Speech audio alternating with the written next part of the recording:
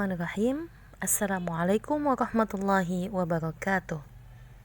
Alhamdulillah kita dipertemukan kembali untuk mendengarkan kisah Rasulullah dengan judul Menyeru kepada Kebaikan. Selang beberapa waktu, Allah kembali menurunkan wahyu kepada Rasulullah Muhammad SAW yang mulia.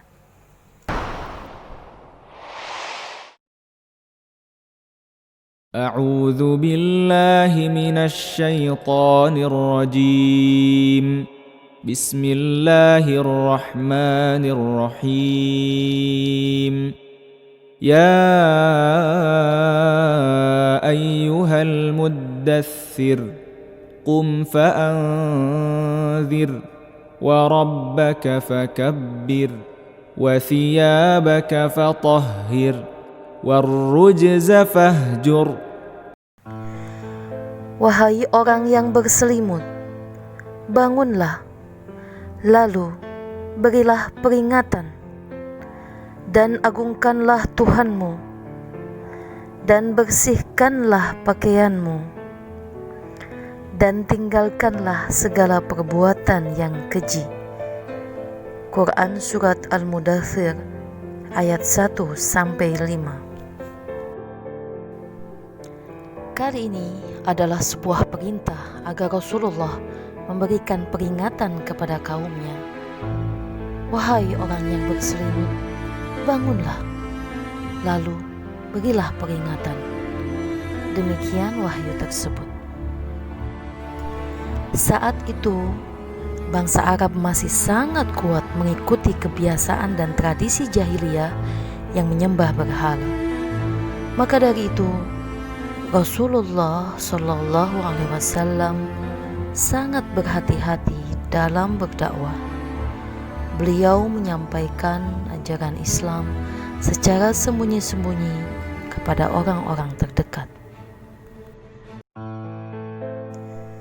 Bunda Khadijah adalah orang pertama yang beriman, disusul oleh Ali bin Abi Thalib, Zaid bin Harithah, dan Abu Bakar As-Siddiq. Saat itu, salah satu perintah yang pertama kali diturunkan adalah sholat. Itu sebabnya sholat adalah pembeda antara orang beriman dan yang tidak beriman. Bagi suku Quraisy di Mekah, orang yang dipercaya dan dihormati selain Rasulullah SAW adalah Abu Bakar. Betapa bahagia Rasulullah ketika Abu Bakar menemuinya dan menyatakan dirinya masuk Islam. Abu Bakar berkata, "Asyhadu an la ilaha illallah wa asyhadu anna Muhammadar Rasulullah." Aku bersaksi bahwa tiada Tuhan selain Allah dan engkau Muhammad adalah Rasul Allah. Rasulullah SAW memeluk sahabat beliau Abu Bakar dengan sangat erat.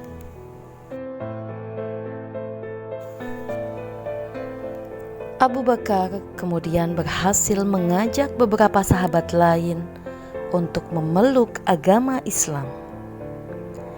Beberapa sahabat yang masuk Islam diantaranya Uthman bin Affan, Talhah bin Ubaidillah, Zubair bin Awam, Abdurrahman bin Auf, Sa'ad bin Abi Waqqas, dan Abu Ubaidah bin Jarrah.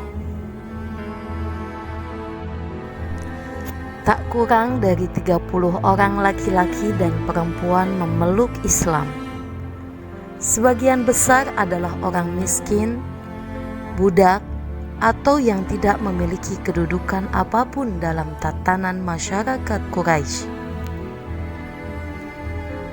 Rumah sahabat Rasulullah yang bernama Arqam bin Abi Al-Arqam dipilih sebagai tempat untuk bertemu, mengaji, mempelajari, dan menyampaikan tentang Islam. 3 tahun berlalu, jumlah pemeluk Islam semakin banyak. Dakwah masih dilakukan sembunyi-sembunyi hingga Rasulullah SAW menerima perintah untuk berdakwah secara terbuka atau terang-terangan kepada masyarakat luas. Dakwah dimulai dari para kerabat, termasuk paman beliau, Abu Thalib dan Abu Lahab. Meski tidak mau memeluk agama Islam, paman Abu Thalib menyatakan dukungannya. Dia akan tetap melindungi Rasulullah SAW. Sementara itu, Abu Lahab langsung menentang dengan kasar. Yakin dengan dukungan paman Abu Thalib, suatu hari Rasulullah SAW mendaki Bukit Safa dan memanggil penduduk Mekah. Seandainya kalian kuberitahu bahwa di balik bukit ini ada pasukan berkuda yang siap menyerang, apakah kalian percaya? Tanya Rasulullah SAW. Mereka menjawab, "Ya, tentu. Kami tidak pernah mendapatimu berbicara kecuali yang benar." Rasulullah SAW kemudian menyampaikan bahwa beliau adalah utusan Allah untuk memberi peringatan dan membawa kebaikan kepada semua manusia. Abu Lahab marah dan berkata, "Celakalah kau! Hanya untuk inikah kau kumpulkan kami semua?" Seketika itu turunlah firman Allah. Bismillahirrahmanirrahim. Tabbat yada abi lahabin wa tabb. Binasalah kedua tangan Abu Lahab dan benar-benar binasa dia. Quran Surat Al-Lahab ayat 1. Seruan di Bukit Safa itu bergaung ke seluruh Mekah. Agama Islam pun menjadi pembicaraan. Penduduk Mekah mulai menyebut-nyebut agama Islam dalam percakapan mereka sehari-hari. Rasulullah dan para sahabat mulai berdakwah secara terbuka. Makin banyaklah yang tertarik dan memeluk Islam. Meskipun begitu, mereka masih beribadah secara sembunyi-sembunyi. Di sisi lain, kelompok yang tidak menyukai Islam pun semakin keras permusuhannya. Demikianlah tadi kita sudah mendengarkan bagaimana awal perjalanan dakwah Rasulullah SAW yang diawali dengan sembunyi-sembunyi sampai datang perintah Allah untuk berdakwah secara terang-terangan kepada masyarakat luas.